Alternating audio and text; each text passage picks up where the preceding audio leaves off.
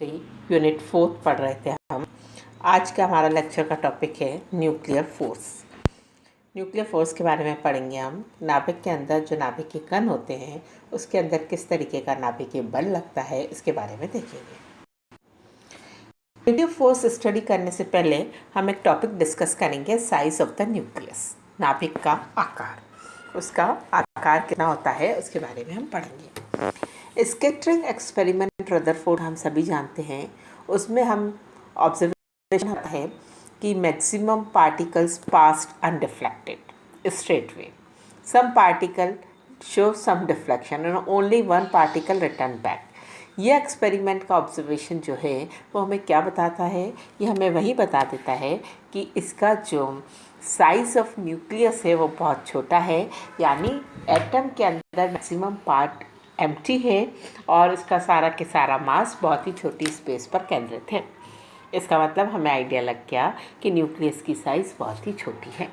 Suppose हमारे पास एक nucleus है, हम इस न्यूक्लियस की साइज़ के बारे में देखेंगे तो साइज़ और डेंसिटी दोनों एक दूसरे से रिलेटेड चीज़ है, तो हम यहाँ साइज़ के साथ साथ डेंसिटी भी स्टडी करेंगे।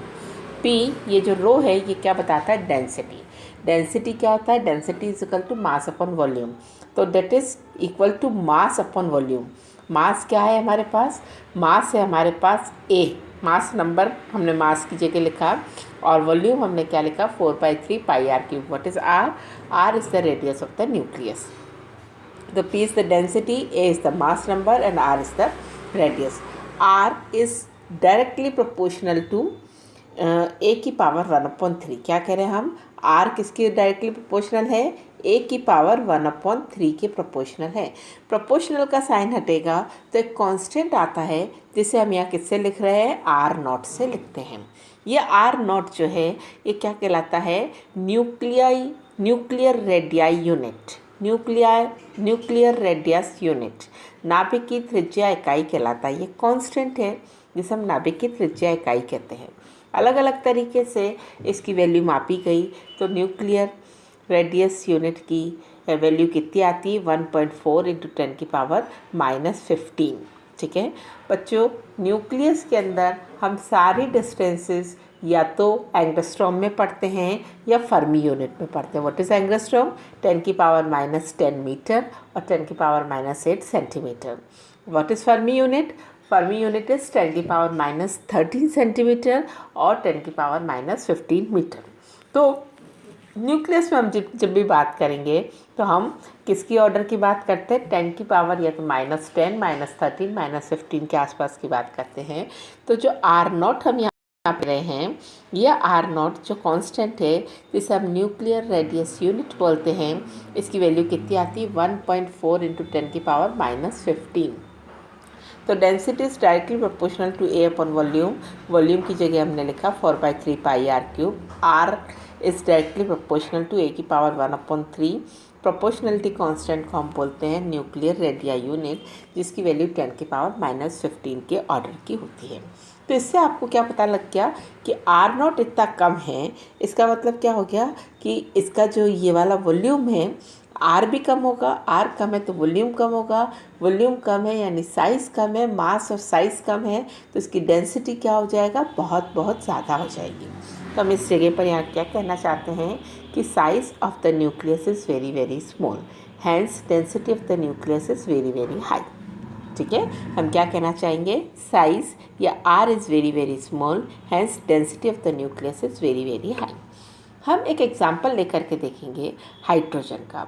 हाइड्रोजन एटम के बारे में जब हम A की बात करते हैं तो हाइड्रोजन का मास कितना होता है? 1.673 × 10⁻⁻24 ग्राम। हम सारी चीज़ें एक ही यूनिट में रखेंगे तो हमें जो AMU होता है उसको हमने किस में करा? ग्राम्स में किया। तो इसकी वैल्यू कितनी आती है? 1.673 × 10⁻⁻24 ग्राम। हाइड्रोजन का डायमीटर कितना है? 10⁻⁻12 सेंटीमीटर। डायमीटर को हमने 2 से डिवाइड कर दिया तो हमारे पास रेडियस आ गई। तो 10⁻⁻12 डिवाइडेड बाय 2 क्या हो गया? R। R की पावर 3 करेंगे हम क्योंकि यहाँ के R की पावर 3 है, तो 4/3 पाई आर क्यूब किया।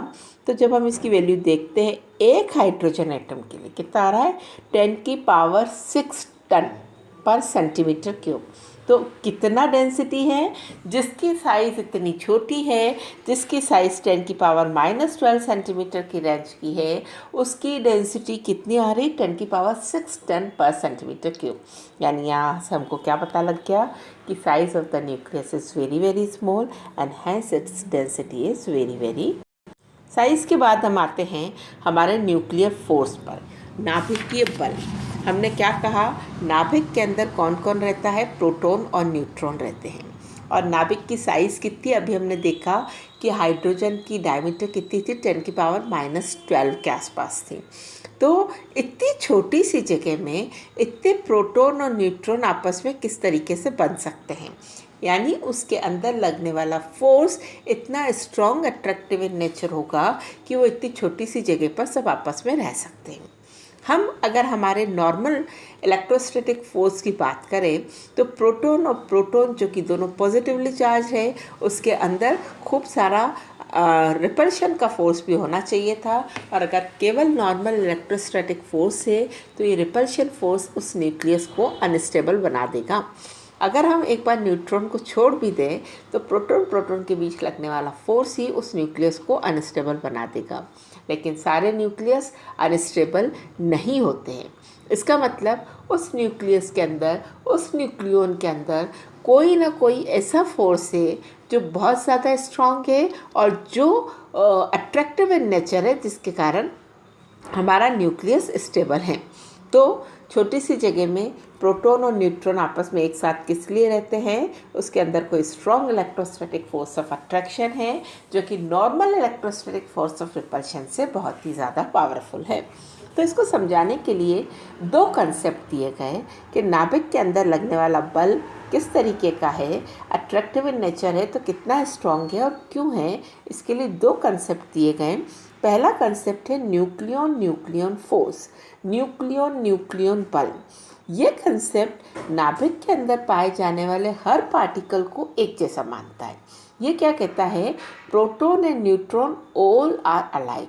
तो प्रोटॉन प्रोटॉन के बीच लगने वाला बल, प्रोटॉन न्यूट्रॉन के बीच लगने वाला बल और न्यूट्रॉन न्यूट्रॉन के बीच लगने वाला फोर्स, सभी फोर्स एक ही नेचर का होता है।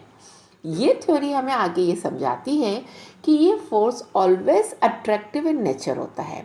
This force between nucleon nucleon is always attractive in nature. तो न्यूक्लियन न्यूक्लियन के बीच में लगने वाला ये force always attractive in nature होता है and it is more powerful then electrostatic force. अगर सिंपल इलेक्ट्रोस्टैटिक फोर्स होता तो प्रोटॉन प्रोटॉन के बीच में रिपल्शन होता। तो हम क्या कह रहे हैं कि ये जो न्यूक्लियन न्यूक्लियन फोर्स है it is more powerful then electrostatic force, और ये प्रोटॉन प्रोटॉन के बीच में भी रिपल्शन अलाउड नहीं करता है क्योंकि ये force always attractive in nature है। इस फोर्स की एक स्पेशल कैरेक्टरिस्टिक होती है कि they are short range force, अल्प परास के बल हैं। ये केवल फर्मी यूनिट और एंगस्ट्रॉम यूनिट में लगते हैं। 10⁻13 सेंटीमीटर की रेंज पर, 10⁻10 सेंटीमीटर की रेंज पर लगते हैं। उससे ज़्यादा डिस्टेंस, उससे अगर कम अगर फर्मी यूनिट्स होती है, यानी अगर डिस्टेंस बढ़ जाता है तो ये अट्रैक्शन कम हो जाता है। एक थर्ड बात जो इस फोर्स की बहुत इंपॉर्टेंट होती है वो होती है कि these force are always saturated in nature. ये संतृप्त प्रकृति के होते हैं। इसका क्या मतलब होता है, इसका मतलब होता है कि एक बीच में हमारे पास कोई भी न्यूक्लियन है, ये अपने चारों तरफ जिस न्यूक्लियन से फोर्स फील करता है तो सेचुरेशन हो जाता है। उसके बाद सेकंड रो में जो भी नेबर न्यूक्लियन होते हैं उससे उसका ना कोई अट्रैक्शन होता है ना कोई रिपल्शन होता है। जैसे हम कोवेलेंट बॉन्ड में पढ़ते हैं कि एक हाइड्रोजन एक क्लोरीन से बंधा हुआ है, फिर उसका दूसरे हाइड्रोजन के साथ कोई लेना देना नहीं होता है। तो इसी तरीके से ये भी हमारे पास सेचुरेटेड नेचर का है। तो हमने क्या पढ़ा, हम न्यूक्लियन फोर्स में कहते हैं कि ये सारे न्यूक्लियन को एक जैसा मानता है। प्रोटॉन और न्यूट्रॉन आर ऑल अलाइक।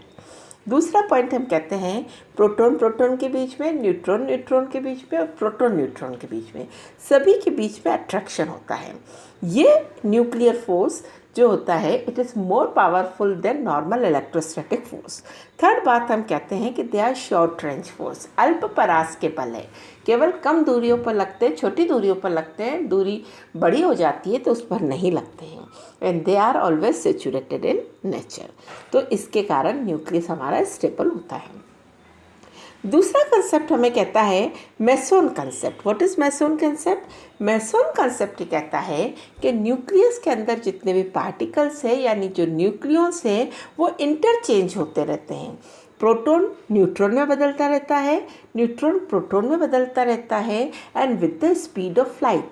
और ये एक्सचेंज भी कितना स्पीड से होता है? With the speed of light, यानी इतनी स्पीड से होता है कि जब तक हम प्रोटॉन को स्टडी करते हैं तब तक वो प्रोटॉन न्यूट्रॉन में कन्वर्ट हो चुका होता है।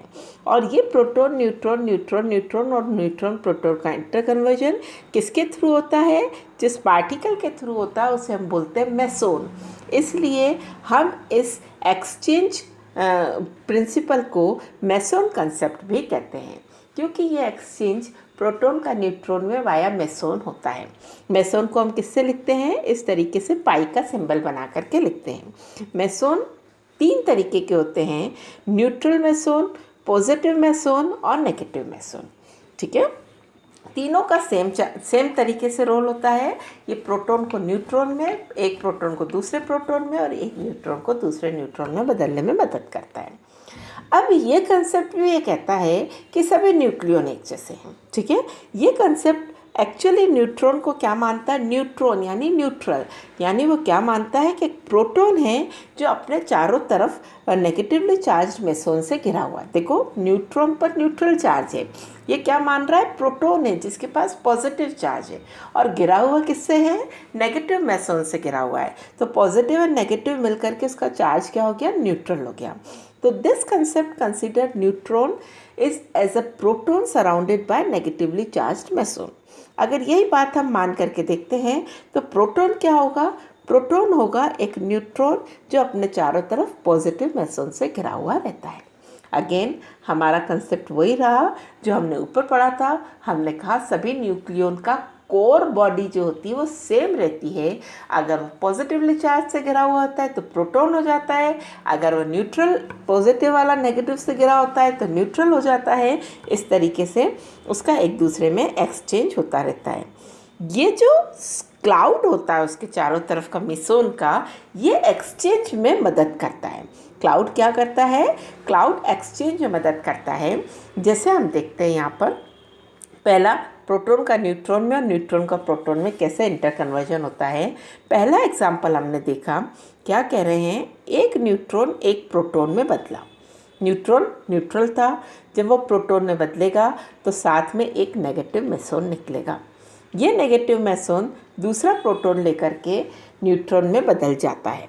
अब बच्चों, इस प्रोटॉन से जो मेसोन निकला, ये प्रोटॉन अपने चारों तरफ जिस मेसोन से घिरा हुआ है उस मेसोन को लेने के लिए ये P2 उसके पास जाएगा, यानी P1 के पास P2 जाएगा मेसोन को लेने के लिए।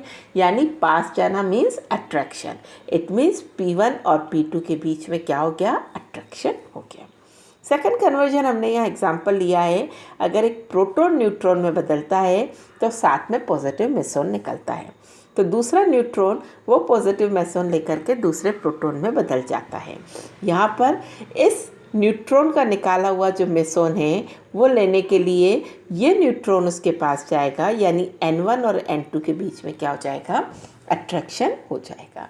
तो ये सारा कंसेप्ट हमें क्या बताता है कि न्यूक्लियस के अंदर जितने भी न्यूक्लियन हैं उसके अंदर हमेशा अट्रैक्टिव फोर्स होता है। न्यूक्लियन फोर्स भी हमें सेम बात समझाता है, मेसोन कंसेप्ट भी हमें सेम बात समझाता है। उसका प्रोसीजर डिफरेंट है, लेकिन कंसेप्ट ये है कि सभी न्यूक्लियर पार्टिकल में अट्रैक्शन का फोर्स होता है। Thank you.